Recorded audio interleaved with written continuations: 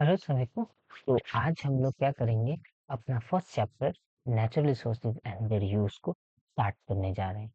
इसका जो सबसे बेसिक चीज़ है वो हम लोग जानेंगे कि नेचुरल रिसोर्सेज क्या होता है और इसका जो यूज़ है उसके बारे में हम लोग जानेंगे। तो फर्स्ट हम लोग क्या पढ़ेंगे, नेचुरल रिसोर्सेज होता क्या है, आखिर इसका मीनिंग क्या है और इसका यूज़ कैसे होता है हमारी लाइफ में।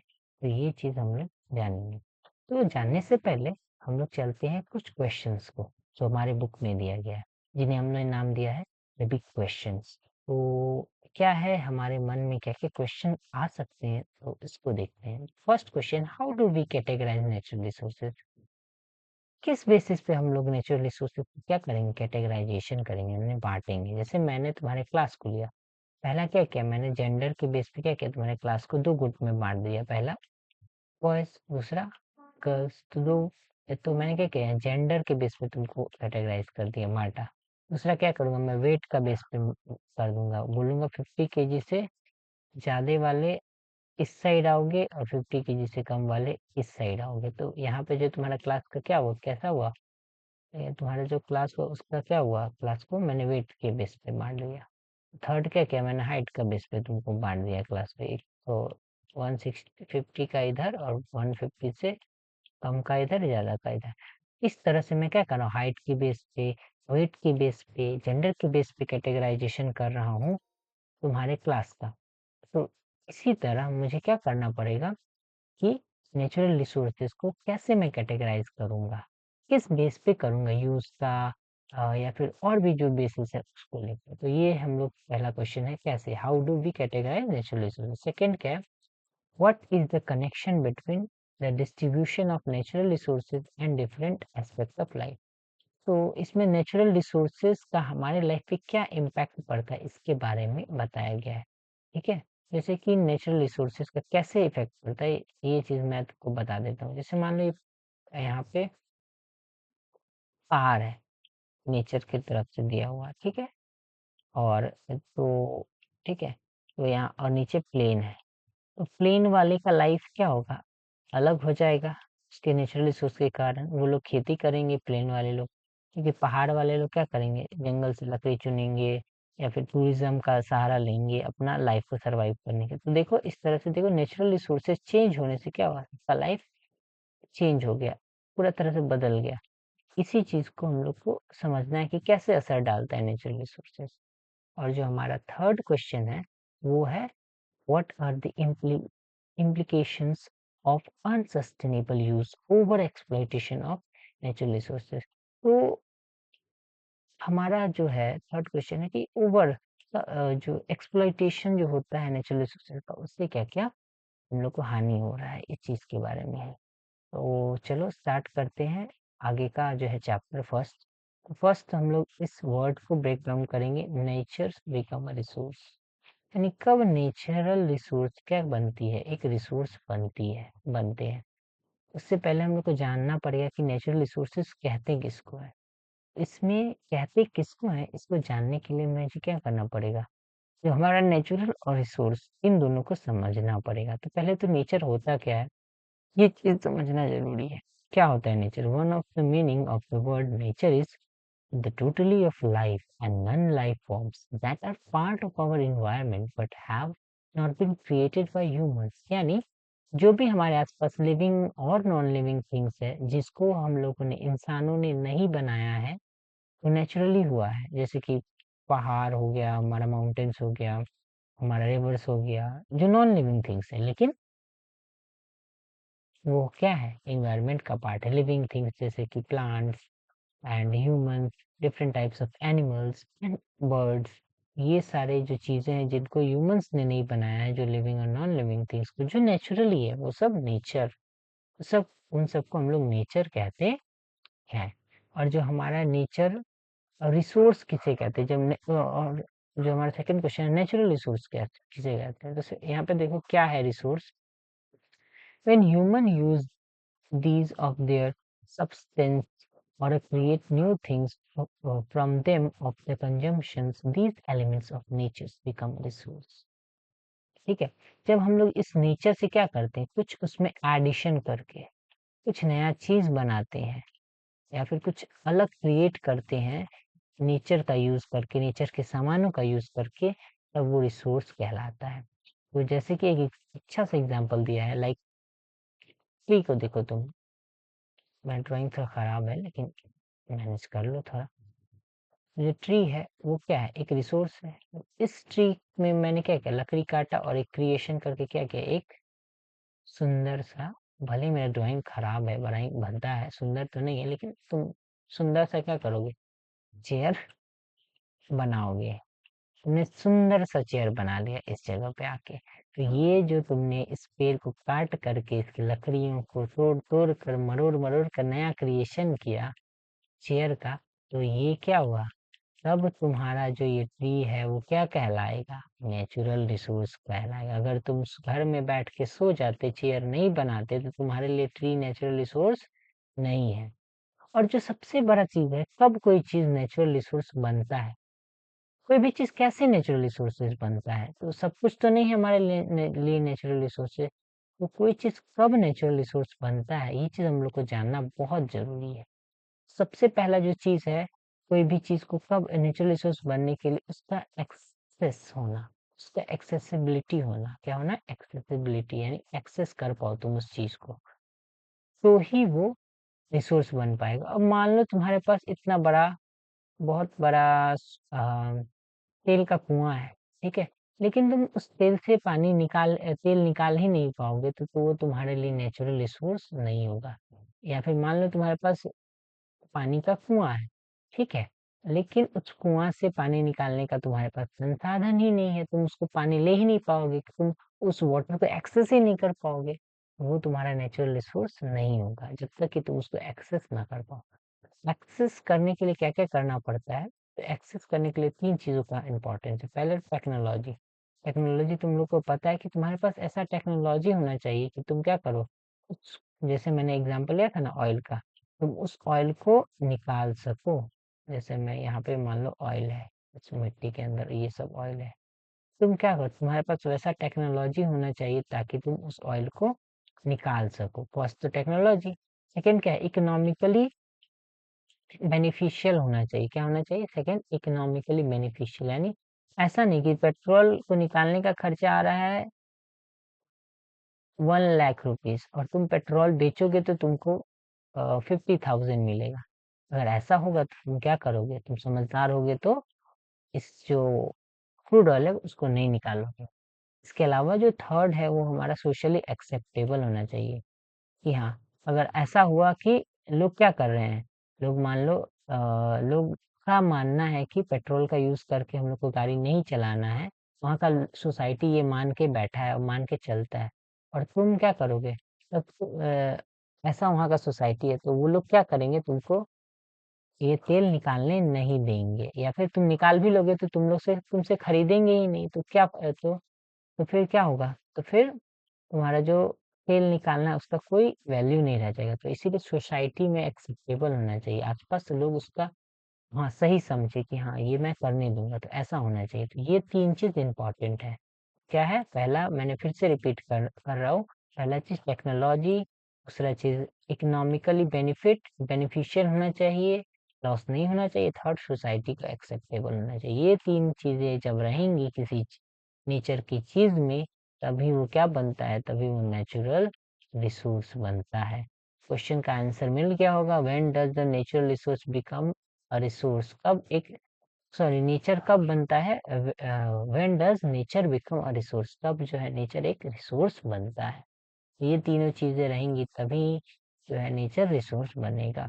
तो चलो नेक्स्ट क्या है, सेकेंड जो चीज है वो क्या है, in many indigenous tradition of the world nature is considered sacred, sacred, sacred.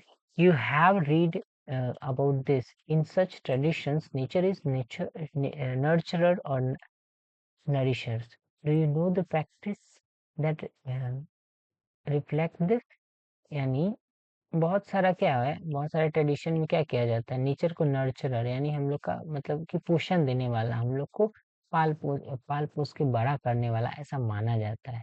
तो इसके लिए वो लोग क्या करते हैं, उस नेचर को क्या करते हैं, बहुत रिस्पेक्ट देते हैं। तुमने अपने घर में भी देखा होगा कि हम लोग तुलसी को पूजा करते हैं डेली, क्यों करते हैं तुलसी का पूजा, क्योंकि क्या करता है वो हमको बहुत सारे बीमारियों से, बहुत सारे जो डिजीजेस से हैं, डिजीज है, उससे क्या करता है, हम लोग को मुक्ति देता है। तो इस कारण से हम लोग क्या करते हैं, इसको पूजा करते हैं, यानी इसको सम्मान देते हैं। ठीक है, तो ये एक रीजन है। और एक क्वेश्चन तुम्हारे माइंड में हमेशा चलना चाहिए, बत्ती एकदम तेजी से चलना चाहिए। क्या? Take a pause, look around yourself in the things around you, what is the origin of each of them? At some point, they all led to the nature, even the plastic buttons on your t-shirt. तुमको क्या करना है, शांति से बैठना है और आसपास देखना है। क्या देखना है कि तुम्हारे आसपास जो चीजें हैं, क्या वो, उनका जो ओरिजिन होगा वो देखना हमेशा नेचर से ही होगा। चाहे तुम्हारा शर्ट का ही बटन क्यों ना हो, वो कहीं ना कहीं नेचर से ही बना है। तुम्हारा, तुम जिस चेयर पे बैठे हो, तुम जिस बेड पे बैठ के ये वीडियो देख रहे हो, वो सारा चीजें क्या है, नेचर से ही निकल के आई। वो या तो मेटल्स का बना होगा तुम्हारा बेड, या तो लकड़ी का बना होगा तुम्हारा बेड या कुर्सी, या जो जहाँ पे तुम बैठे हो, या फिर तुम जमीन पे बैठे होगे तो जो तुम्हारा नीचे का जो फ्लोर है वो भी टाइल्स से बना है, वो भी किसी न किसी मटेरियल से बन के आता है। तो जी इन सारी चीजों का ओरिजिन कहीं ना कहीं नेचर से है। ठीक है, ये चीज हम लोग को ध्यान रखना है। और जो हमारा सेकंड है कैटेगराइजेशन, तो मैंने पहले ही क्वेश्चन जो हमारा था शायद फर्स्ट सेकंड नहीं, फर्स्ट ही क्वेश्चन था, किस बेस पे कैटेगराइजेशन किया गया है। नेचर्स को दो बेसिस पे कैटेगराइज किया गया है मेनली, अगर तुम देखने जाओगे तो पहला यूज के बेस पे, यूजेस के बेस पे कि हाँ इसका कैसा कैसा किस किस टाइप का यूज होता है, उस बेस पे नेचुरल रिसोर्सेज को कैटेगराइजेशन किया गया। दूसरा जो है उसका, वो है रीजेनरेशन, कौन सा रिसोर्स रीजेनरेट हो जाता है, कौन सा नहीं। रिस्टोरेशन के बेसिस पे क्या किया गया है, हमारे नेचुरल रिसोर्सेज को इस चैप्टर में डिवाइड किया गया है। तो फर्स्ट जो है वो उसको ध्यान से देखना है। फर्स्ट क्या है, एक क्वेश्चन तुम्हारे माइंड में दिया गया है, ये तो हम लोगों ने भी पढ़ा। सेकेंड कैटेगराइजेशन भी मैंने बता गया। तो फर्स्ट क्या है, यूजेस के बेस पे क्या क्या है, थ्री टाइप से तुम्हारा जो है तुम्हारा नेचुरल रिसोर्सेज को थ्री टाइप में डिवाइड किया गया है। फर्स्ट है तुम्हारा रिसोर्सेज फॉर एसेंशियल लाइफ। तो क्या है, life could not exist on earth without the air we breathe, the water we drink, and the food we eat. We take to these from the atmosphere, the rivers and ponds, and through the cultivations of soils or other living things. We cannot make the air we breathe, the water we drink, or the soil which gives us food. तो पहला जो है essential elements, essential resources क्या क्या है, तो first तो हमारा एयर आ जाता है, क्योंकि इसके बिना तो क्या है, तो सेकंड भी जिंदगी नहीं है, सीधे ऊपर चले जाएंगे अगर हम लोग 2 मिनट भी 10-15 मिनट रुक दिए एयर लेने से। फर्स्ट है एयर, ये एक एसेंशियल रिसोर्स है। दूसरा तुम्हारा वाटर, 2 दिन भी नहीं रह पाएंगे पानी के बिना, तो ये बहुत इंपॉर्टेंट है। सॉइल बहुत इंपॉर्टेंट है, क्योंकि खाना मिलना बंद हो जाएगा अगर सॉइल नहीं रहा तो। इसके अलावा जितने ये इसके अलावा जो हमारा ट्रीज हैं वो भी बहुत इंपॉर्टेंट है। ये सारा क्या है, ये हमारा एसेंशियल फॉर लाइफ है। तो इसको नहीं भी बोल सकते हो, लेकिन ये जो तीन एलिमेंट है, एयर वाटर एंड सॉइल, ये तो हमारा एसेंशियल एलिमेंट है। इसके बिना तो हम लोग सरवाइव ही नहीं कर सकते हैं। तो ए डब्ल्यू एस क्या है, एसेंशियल एलिमेंट। ये एग्जांपल याद रखना, ए डब्ल्यू एस यानी एयर वाटर सॉइल, ये तीन रिसोर्सेज ऑफ फॉर लाइफ है। Resources, resource essential for life, इसके बिना लाइफ नहीं। फर्स्ट, सेकेंड है resource for materials. Resource for materials क्या है, human beings create physical objects out natural gifts, objects out of nature's gift. So we get makes them for our utility or create things of a beauty that enrich our lives those of others. यानी कि इसके अंदर ऐसे resources आते हैं जिनका use करके हम क्या करते हैं, कुछ नया चीज बनाते हैं, कुछ सुंदर सा चीज क्रिएट करते हैं, उसको बेचते हैं, उसमें वैल्यू ऐड करते हैं। तो ये सारी चीजें, जैसे कि एग्जांपल पे ले लो ट्री, ट्री का क्या किया, ट्री को तुमने कट किया, इसमें जो वुड है उसको यूज करके चेयर बनाया, तो तुमने क्या किया, एक मटेरियल बनाया। या फिर तुमने मान लो बहुत सारा मिनरल्स को क्या किया, उसका एक्सट्रैक्शन किया, उसको लिया और उससे क्या किया, बहुत सारा यूटेंसिल्स बना दिया, बहुत सारा ज्वेलरी बना दिया, बहुत सारे मशीन्स बना दिए उसका यूज़ करके पार्ट। तो ये जो हो गया, ये जो तुम चीज़ें बनाए उसको कहा जाता है रिसोर्सेज फॉर मटेरियल्स। इसके अलावा जो हमारा थर्ड है वो है रिसोर्सेज फॉर एनर्जी, यानी energy is considered of the moving living, electricity for our building, transportation, all type of the production process. तो ये हमारा एनर्जी हमारे लिए बहुत ही इम्पोर्टेंट होता है, ये हम लोग को पहले बताया गया है, ठीक है। तो खासकर जो हमारा एनर्जी है वो क्या है, coal, water, petroleum, natural gases, sunlight, ये सारी चीज़ें हैं वो क्या है, रिसोर्सेज ऑफ एनर्जी। तो ये चीज़ें रिसोर्सेज ऑफ एनर्जी के अंडर आती हैं। इसके बिना क्या है, हम लोग को एनर्जी नहीं मिल सकता है कुछ भी चीज़ के लिए। एनर्जी इतना ज़रूरी है कि अगर ये नहीं रहेंगे तो हमारा जो गाड़ी है, जो देश ही नहीं चल पाएगा। ये तीनों जो चीज़ है वो बहुत इम्पोर्टेंट है, और जो सबका एग्जाम्पल है वो भी बहुत ही ज़्यादा इम्पोर्टेंट हो जाता है। तो इसको अंडरलाइन करके रखना है। इसमें जो एग्जांपल्स दिए हैं तीनों का, रिसोर्स फॉर मटेरियल्स का एग्जांपल, रिसोर्स फॉर एनर्जी का एग्जांपल, रिसोर्स फॉर लाइफ का एग्जांपल। अगला देखो हमारा क्या है, रिन्यूएबल और नॉन रिन्यूएबल के बारे में। पहले तो यूजेस के बेस पे हमने 3 कैटेगरीज में डिवाइड किया, अब है यूजेस के बेस पे, सॉरी, रिस्टोरेशन के बेस पे है कि कौन रिस्टोर होता है। एक मैंने मान लो एक नेचुरल रिसोर्स है, वो क्या है, खत्म हो गया और फिर से पैदा हो गया, वो रिस्टोर हो रहा है, ठीक है। दूसरा है नॉन, जो रिस्टोर नहीं हो रहा है, नॉन रिन्यूएबल है, ठीक है, वो एक बार खत्म हो गया तो वापस नहीं आएगा, या वो वापस बहुत दिनों के बाद आएगा। तो ये हमारा सेकेंड कैटेगरी, सेकेंड थिंग है, नॉन रिन्यूएबल चीज। तो फर्स्ट हम लोग पढ़ेंगे रिन्यूएबल और नॉन रिन्यूएबल रिसोर्स के बारे में। तो फर्स्ट क्या है, a general principle of nature that it functions in a restorative and regenerative way. Restoration is the process of returning something its original healthy state if they have been degraded or damaged. Nature heals, renews and maintains herself over a time. तो हमारा जो इसमें mainly बताया गया है इस पूरे paragraph में कि हमारा जो नेचर है का, हमारा जो नेचर है ना, उसका क्या है, उसका एक एक प्रिंसिपल है क्या, कि जो चीजें हैं वो क्या करती है, रिस्टोर करती हैं। इसीलिए तो अगर तुम्हारा शरीर कट जाए, फट जाए, तो वो क्या होता है, कुछ दिन बाद नया आ जाता है, तो उसमें रिस्टोरेशन हो जाता है। उसी तरह बहुत सारी चीजें हैं, नेचुरल रिसोर्सेस हैं जो रिस्टोर कर लेती हैं अपने आप को। तो वो सारे जो चीजें हैं वो नेचुरल रिसोर्सेज हैं, ठीक है। इसके अलावा एक सुंदर सा एग्जाम्पल तुमको दिया गया पढ़ने के लिए कि we plant tree in area. हम लोग क्या करते हैं, अगर एक पेड़ लगाते हैं ना, एक ट्री में एक पेड़ लगाते हैं, ठीक है, तो उससे बस उस एरिया में जहाँ पे बहुत सारे बिल्डिंग्स है, उसमें मैंने हम लोगों ने क्या किया, पेड़ लगाने का डिसाइड किया है। तो उस जगह पे हम लोग पेड़ लगाते हैं तो क्या होता है पता है, बस एक पेड़ का लाइफ नहीं सेव होता है, इसके साथ बहुत सारे क्रिएचर्स होते हैं, बहुत सारे जो पशु पक्षी, या फिर तुम बोल सकते हो बहुत सारे चिड़िया, गिलहरी, स्क्वैरल्स, ये सब का घर होता है इन जो हो इन जो हमारा जो हमारा ट्री है उस पे। तो इस तरह से एक ट्री क्या करता है, बहुत सारे छोटे छोटे क्रिएचर्स, बहुत सारे छोटे एनिमल्स, बर्ड्स को शेल्टर प्रोवाइड करता है। इसके अलावा नेचर जो है एक साइक्लिक मैनर में काम करता है, ठीक है। जैसे कि साइक्लिक मैनर क्या होता है, जैसे कि तुम वाटर साइकिल पढ़ते हो ना, कि बादल क्या करता है, जो हमारा बादल है वो बरसता है, पानी आता है, फिर वो नदियों में जाता है, रिवर्स में जाता है, देन वेपर बन के वापस से क्या होता है, वेपर बन के वापस से रेनफॉल होने लगता है। ये जो है क्या कर रहा है, एक साइक्लिक मैनर में काम कर रहा है चीजें। इसी तरह हमारा जो क्या होता है, पेड़ में भी होता है, ट्रीज में भी होता है।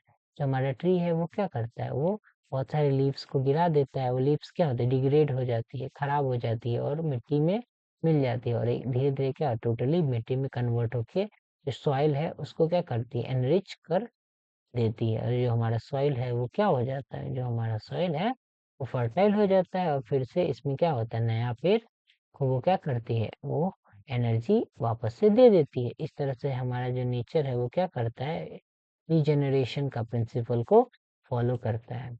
और हमारा जो अगला है वो है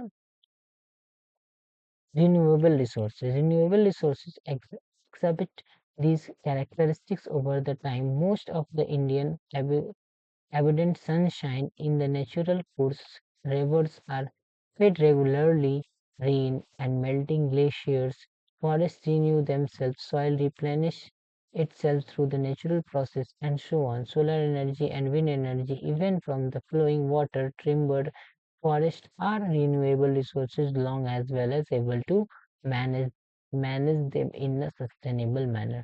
तो हमारा जो क्या है, हमारा जो सन है, सूरज है, वो भी क्या है, नेचुरल रिसोर्स है, वो भी रिन्यूएबल रिसोर्सेज है जो लगातार ये देता है। इसके अलावा जितने भी हमारे वाटर बॉडीज है, खासकर जो हमारे रिवर्स है, वो भी क्या है, एक नेचुरल रिन्यूएबल रिसोर्सेज है, क्योंकि जो है उसमें पानी लगातार बढ़ते रहता है। एक बार हम लोग खत्म कर देते फिर से इसमें पानी आ जाता है। तो रिवर्स भी क्या है, नेचुरल रिसोर्सेज। इसके अलावा जो हमारे फॉरेस्ट है वो भी क्या होता है, एक टाइम के बाद कुछ कट करते हैं तो वापस से जनरेट हो जाते हैं। इसके अलावा जो हमारा वाटर है वो, इसके अलावा जो हमारा विंड एनर्जी हो गया, वाटर फ्लो फ्लो से जो एनर्जी आता है, ये सारी चीजें रिन्यूएबल एनर्जी में कन्वर्ट होती हैं, क्योंकि इससे क्या होता है, वापस ये फिर से रीजनरेट हो जाती है। लेकिन जब हम लोग इसको क्या करें, कंट्रोल मैनर में यूज करें। ऐसा नहीं कि अब पेड़ काट रहे हैं तो जितना हम लोग पेड़ लगा नहीं रहे उससे ज्यादा काट ले रहे हैं, तो वो क्या होगा, वो एक दिन खत्म हो जाएगा। तो ऐसा नहीं होना चाहिए। ठीक है, आगे देखते हैं हम। तो इसका कारण क्या है? However, for them to remain renewable, there is a conditions. The naturally rhythmic restoration and regeneration must not be disturbed. If we harvest timber faster than the forest can grow trees, we will eventually uh, deplete forest. तो अगर वही मैंने जो बताया ना example simple, उसी को थोड़ा अच्छे से बताया गया है कि अगर हम लोग पेड़ फॉरेस्ट को क्या करेंगे, फॉरेस्ट में जितना पेड़ उग रहा है, जितना पेड़ क्रिएट हो रहा है, उससे ज्यादा अगर हम लोग कट डाउन करेंगे तो वो जो है फॉरेस्ट क्या होगा, वो रिन्यूएबल रिसोर्सेज नहीं होगा और वो धीरे धीरे खत्म होने लगेगा। ठीक है, जो इसका मेन कारण जो है वो क्या हो सकता है? Many natural cycles have been disturbed. A combination of several interacting fossils, fuel-driven industrialization, and the cutting down of forests for agriculture and other purposes are two of them have led to rising temperature that we experiencing.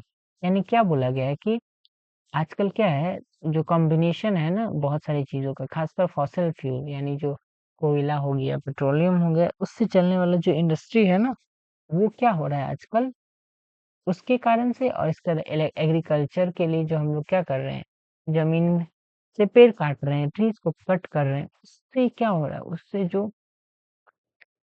है वो क्या हो रहा है, temperature लगातार increase हो रहा है। और टेम्परेचर इंक्रीज होने से क्या हुआ है, हमारा ग्लेशियर क्या हो रहा है, ग्लेशियर पिघल रहा है और तेजी से पिघल रहा है, और नदियां क्या हो रही हैं, ग्लेशियर पिघल रहा है और एक बार में पानी खत्म हो जा रहा है। तो क्या हो रहा है, बारिश के समय तो अचानक से गर्मी के समय बहुत ज्यादा पानी निकल के आ गया है।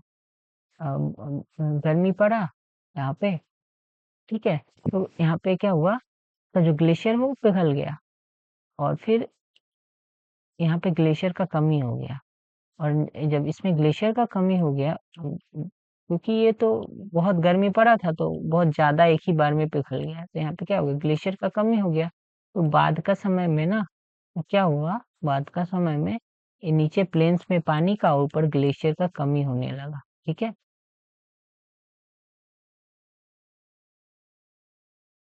ऑन अकाउंट तो इसका कमी होने लगा, और ये सारा जो है वो चीजें देखने को मिलती है। एक देखो, traditionally communities had a system of regulating और refraining farms fish during the swapping seasons to enable the maintenance of for the fish populations. तो कुछ ट्रेडिशंस होते थे जिसमें हम लोग क्या करते थे, कुछ मंथ छोड़ दिया जाता था रीजनरेट करने के लिए। कोई मछलियों को, जैसे मान लो लगातार वो लोग मछली पकड़ रहे हैं तो 2 महीना क्या करता है, वो मछली नहीं पकड़ेंगे, उसके बाद फिर से पकड़ना स्टार्ट कर देंगे मछली, या मछली नहीं खाएँगे। ऐसा इस टाइप का ट्रेडिशन तुमको मिल जाएगा। ऐसा क्यों किया जाता था? बीच में 2 महीने का गैप दिया क्यों जाता था? क्योंकि इसमें रीजनरेट हो सके, जो लिविंग थिंग्स है, जो फिश हैं वो रीजनरेट हो सके। तो ऐसा पहले का क्या होता था, एक तरह से मेंटेन किया जाता था बैलेंस को, नेचुरल रीजनरेशन को। लेकिन आजकल क्या है, कमर्शियल यूज इतना ज़्यादा हो गया है फिशेज़ का कि कंपनी लोग क्या है, मछली बेचने के लालच में बहुत ज़्यादा मछली को क्या कर रहे हैं, पकड़ रहे हैं, फिशेज़ को पकड़ रहे हैं, उसको कैच कर रहे हैं, पकड़ रहे हैं, ठीक है? और अंधाधुंध क्या कर रहे हैं, उसको बेच रहे हैं और ज़्यादा से ज़्यादा निकाल रहे हैं फिशेज़ को, तो उनको क्या हो रहा है, रिस्टोरेशन का टाइम नहीं मिल रहा है और वो जो फिश है वो क्या हो रही है, खत्म होते जा रही हैं। एक अच्छा एग्जांपल टूना फिश का है। वो क्या है, वो टूना फिश क्या है, वो क्या डिक्लाइन होने लगा, उसका जो ना पॉपुलेशन है वो लगातार, क्योंकि जो इंसान लोग हैं वो क्या कर रहे हैं, बहुत तेजी से इस टूना फिश को का हंटिंग कर रहे हैं, शिकार कर रहे हैं। इसके बाद देखो और क्या बताया गया इसमें कि इससे क्या हो रहा है, हमारा जो इकोसिस्टम का बैलेंस है ना वो बहुत बिगड़ रहा है, क्योंकि ये जो मछलियां थी ना वो बहुत वो श्रिम्प्स को यानी झींगा को क्या करती है, खाती थी। फिश का डिक्लाइन के कारण इन लोग का भी क्या हो रहा है, जनसंख्या बढ़ रहा है और एक जो बैलेंस बना हुआ था वो बिगड़ने लगता है, ठीक है। Do you know about the tradition of practising that help the ecosystem to stay balance? तो तुम ऐसा कोई प्रैक्टिस जानते हो? हम लोग का भी होता है प्रैक्टिस, तो क्या करते हैं हम लोग सावन के समय में, क्या करते हैं, मछली मीट ये सारी चीजें नहीं खाते हैं, ताकि क्या हो, जो फिश है या फिर जो भी एनिमल्स है वो क्या कर सके, रीजनरेट हो सके, क्योंकि इस समय उनका क्या होता है, इस समय उनका पॉपुलेशन बढ़ाने का टाइम होता है, ठीक है। और एक चीज दिया गया है कि कैसे हम लोग का जो है इंडस्ट्रीज वो रिस्टोरेशन का जो काम है उसको इम्पैक्ट करता है, उसको खराब करता है। तो क्या होता है जब ये we need to industrialise industries to pollute the goods we consume, that the process also creates wastes that are frequently discharged into rivers and other water bodies. Often, these wastes cannot decay to become the food of life, for some life. तो क्या होता है, लगातार जो गंदा जो पानी होता है ना अनप्रोसेस्ड वेस्ट इंडस्ट्रीज का, उसको डिस्चार्ज किया जाता है वाटर बॉडीज में। और जो नेचुरल चीजें हैं जैसे कि मान लो पील्स हैं अलग अलग वेजिटेबल्स के, वो तो क्या होगा, वो तो पिघल जाएगा, वो जो सब्जी का छिलका है वो तो नेचुरली डिस्ट्रॉय हो जाएगा, जो लीव्स है वो सारी चीजें डिस्ट्रॉय डिस्ट्रॉय बोलना मैंने डिक्लाइन खत्म हो जाएंगी, ठीक है। लेकिन जो प्लास्टिक्स हुआ, जो अदर जो मटेरियल्स है, जो हार्मफुल मटेरियल्स है, वो क्या होता है, वो खत्म नहीं होता है। और इसके कारण से ये क्या करते हैं, ये वाटर में जाते हैं और ये जो है वहाँ का जो एनिमल्स है उनके उन, उनको लेते हैं, ठीक है। जो एनिमल्स हैं वो उनको लेते हैं, वो जो चीजें डिस्चार्ज हुई हैं वाटर में, इससे क्या होता है, इनका जो रिस्टोरेशन है ना, वो लोग बीमार पड़ जाते हैं, वो लोग मर जाते हैं आधा से अधिक, तो इनका जो नेचुरल साइकिल है ना रिस्टोरेशन का, वो खराब हो जाता है। और इससे क्या होता है, आ, इससे क्या होता है, बैलेंस पूरा इन्वायरमेंट का बदल जाता है और river become poisonous and can not support life. तो जो रिवर है वो क्या करता है, लाइफ सपोर्ट नहीं कर पाता है, ठीक है।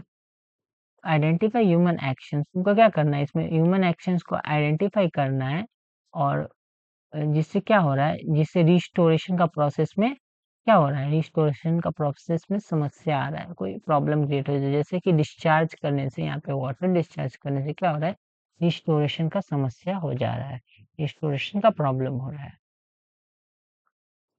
तो ecosystem functions and ecosystem service, ecosystem service क्या होता है, जो हमारा इकोसिस्टम सर्विस का मतलब है कि जैसे कि हमारा trees naturally produce oxygen when the nature processes benefit humans. We call them the ecosystem services. We can think of it like this. A forest naturally filters water, preserves soil erosion and provides habitat for animals. तो पहले ही बता दिया है कि ecosystem function क्या होता है जब जब क्या होता है जो नेचर जो है हम लोग के लिए क्या करती है कुछ हेल्पफुल काम करती है जैसे नेचर यहाँ एग्जांपल दिया गया है कि ट्रीज क्या है ट्रीज जो फॉरेस्ट क्या है नेचुरली वाटर को क्लीन कर देता है इसके अलावा हम लोग को क्या करता है फॉरेस्ट हम लोग को जो ट्रीज है उनको इरोजन यानी कि कटाव जो सॉइल इरोजन उससे बचाता है मिट्टी जो क्या होता है अगर यहाँ पे मैं पेड़ लगा दूंगा तो मिट्टी जो है वो नहीं खिसकेगा तो सॉइल इरोजन नहीं होता है मिट्टी का ढाना नहीं होता है समझ गया ना मिट्टी गिरता नहीं है समझा हाँ सही सही समझे आप। और अगला क्या है वो ध्यान दोगे अगला है जो अ, अगला हमारा है प्रोवाइड्स हैबिटेट और हम लोग को सभी को पता है जो फॉरेस्ट होता है वो हम लोग को घर बहुत सारे एनिमल्स को बहुत सारे बर्ड्स को क्या करता है उनको होम प्रोवाइड करता है उनको हैबिटेट प्रोवाइड करता है घर देता है ठीक है इस तरह जो नेचर है वो क्या करता है हम लोग को बहुत हेल्प करता है तो इसी को कहा जाता है इकोसिस्टम फंक्शन या इकोसिस्टम सर्विसेज अब मैं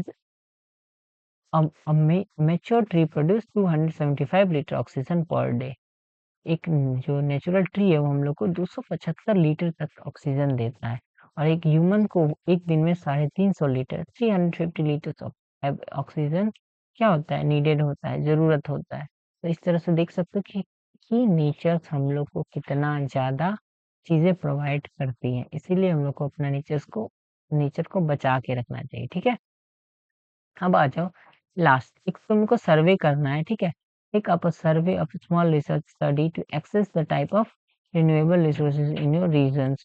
You may have discussed with your teachers and the geographical areas of your study and sources access information that you may be needed. What has been the change in their states over the time?